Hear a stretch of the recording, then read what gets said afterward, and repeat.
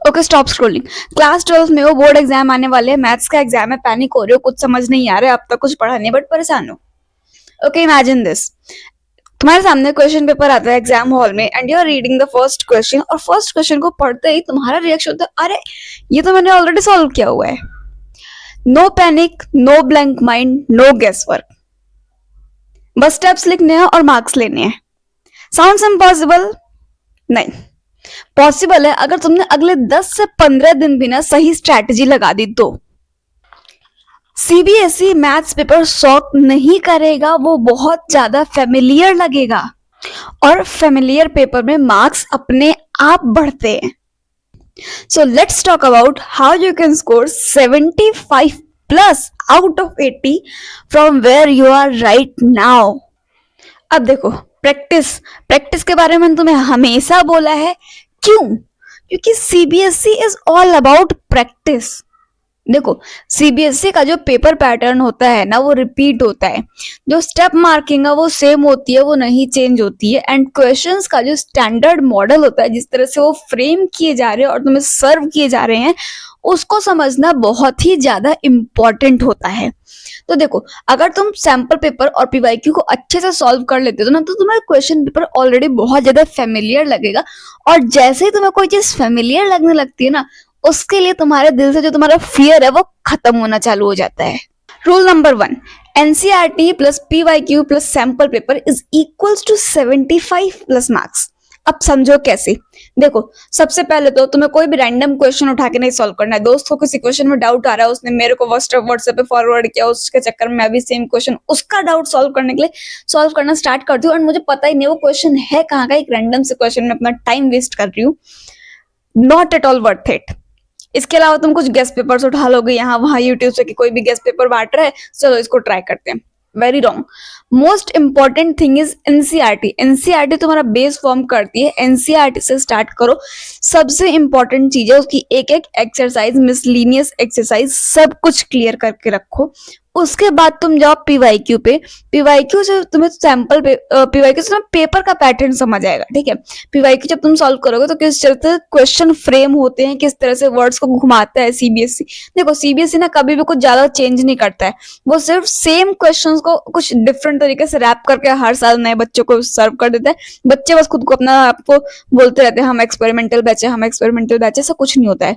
वो same questions होते हैं जिनको एक नए तरीके से रैप करके तुम्हें सर्व कर दे रहा है। तो देखो, सबसे पहले तुमने क्या किया, तुमने नंबर 1 पे एनसीईआरटी कंप्लीट करी। एनसीईआरटी के बाद पीवाईक्यू पे आ जाओ। पीवाईक्यू से क्या होगा, तुम्हारा अच्छे से पैटर्न तुम्हें समझ आ जाएगा। इसके बाद तुम्हें आना है सैंपल पेपर पे। सैंपल पेपर तुम्हारी स्पीड, एक्यूरेसी और पेपर में कॉन्फिडेंस जो बूस्ट करने का काम होता है ना, वो सैंपल पेपर ही करेगा। अब देखो, अब तक सब कुछ मैंने तुम्हें बताया तुम्हें क्या करना है, कैसे करना है, लेकिन तुम्हारा क्वेश्चन होगा कि इसको करना कैसे है, क्योंकि तुम्हारे और भी बोर्ड के एग्जाम चल रहे हैं। तुम 10 से 15 दिन में सिर्फ मैथ्स तो पढ़ोगे नहीं, और भी बोर्ड एग्जाम है। तो देखो, ज्यादा दिन का टारगेट मत करो, ट्राई करो 2 से 2.5 घंटा अगर तुम निकाल पा रहे हो तो मैथ्स को दे दो।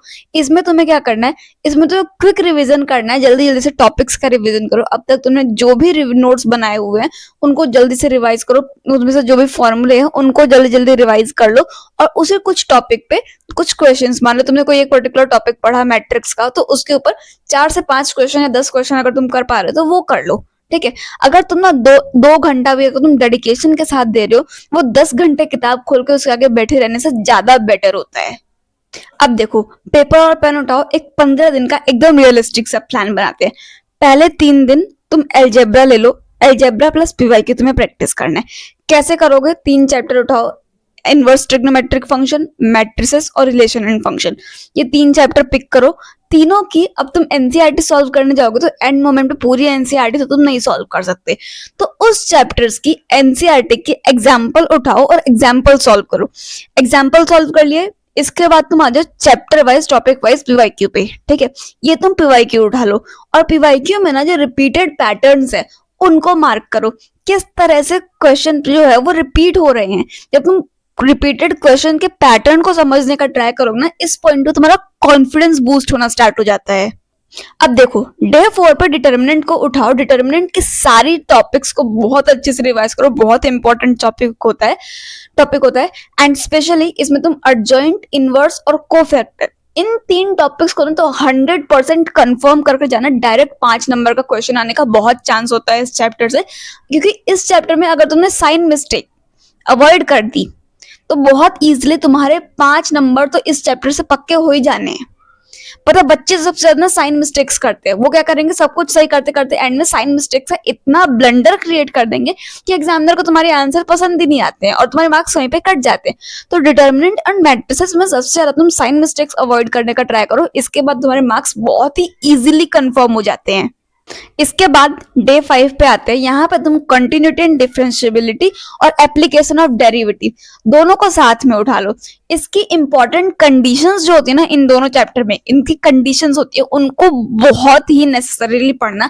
Increasing, decreasing, maxima, minima, tangent and normal, in concept को बहुत अच्छे से कवर करना। देखो यहाँ पे क्या होता है, जब पीवाईक्यू होता है वो रिपीट करना स्टार्ट कर देता है।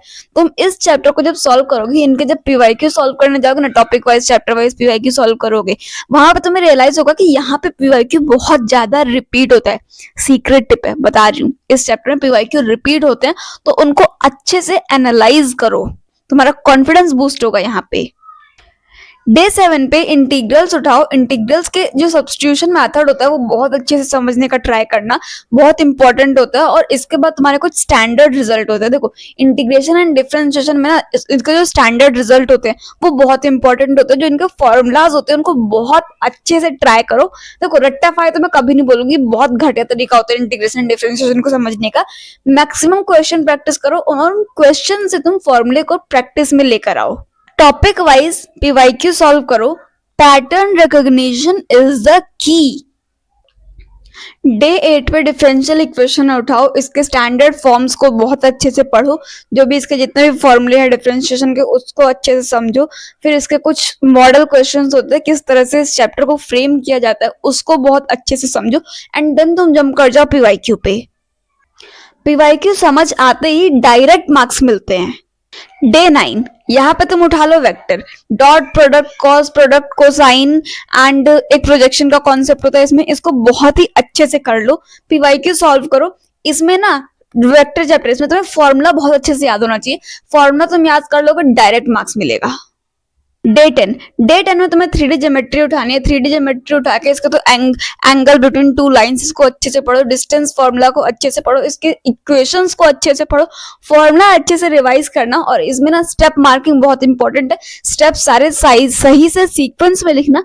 स्टेप सही होते तुम्हारे सीक्वेंस में जब, तो ऑलरेडी इस चैप्टर में तुम नंबर अपने कंफर्म कर लोगे।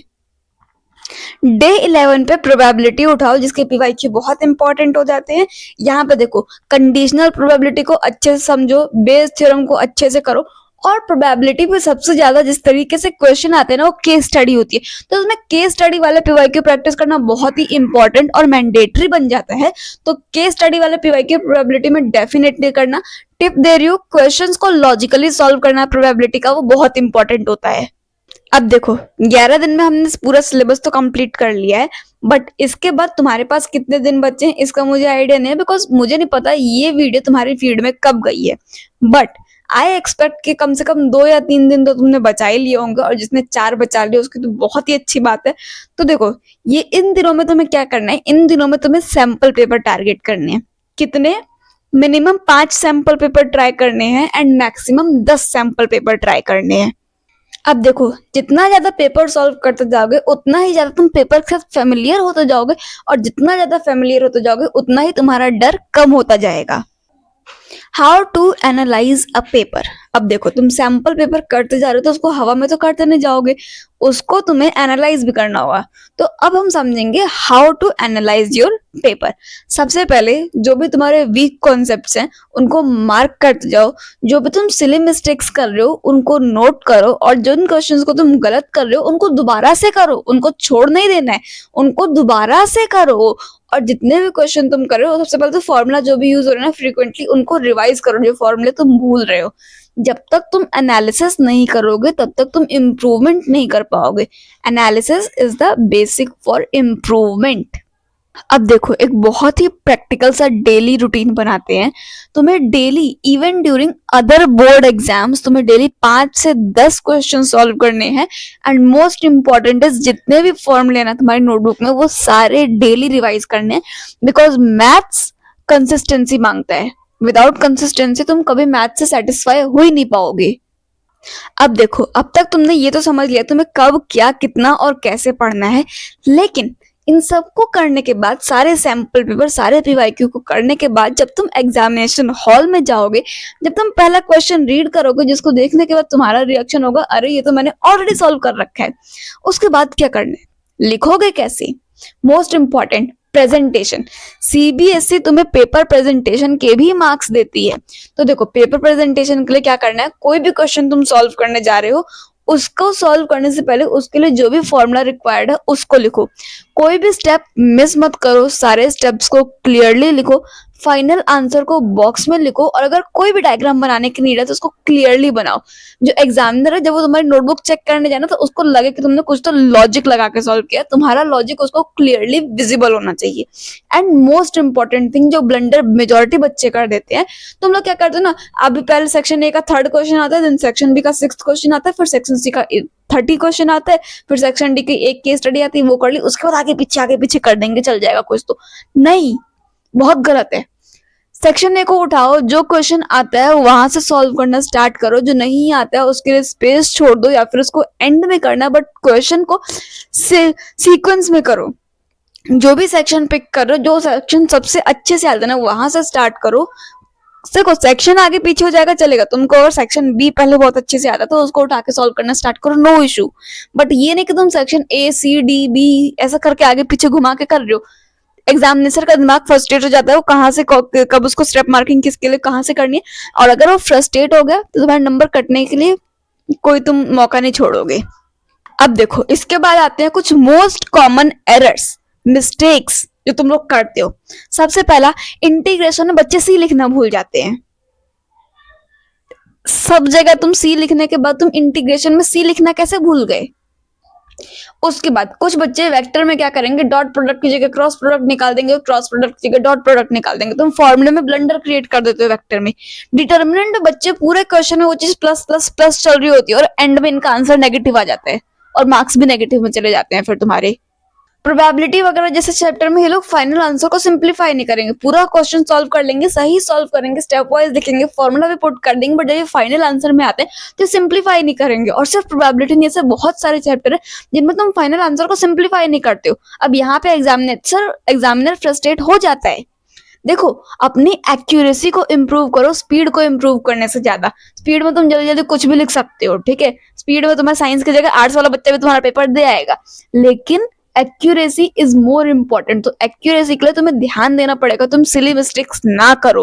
अगर तुम सिली मिस्टेक्स नहीं करते तो तुम्हारे बहुत सारे मार्क्स अपने आप गिर रहते हैं। अदरवाइज 75+ वाला जो बच्चा जो है ना, वो ऐसा नहीं कि सिर्फ कॉन्सेप्ट पढ़ के जाता है, वो अपनी सिली मिस्टेक्स को भी अवॉइड करता है, जो तुम नहीं अवॉइड करते हो उसके वजह से तुम पूरा क्वेश्चन करेक्ट करने की वजह उसके बाद भी तुम्हारे मार्क्स कट जाते हैं।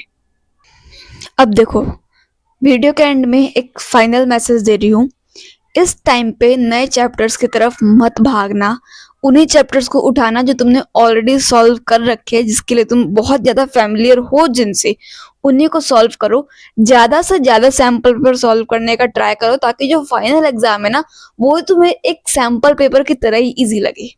लास्ट मैसेज जो बोल रही हूँ, बहुत काम रहना, कंसिस्टेंसी को बनाए रखना, और stay strong. Bye bye champ, see you after the boards.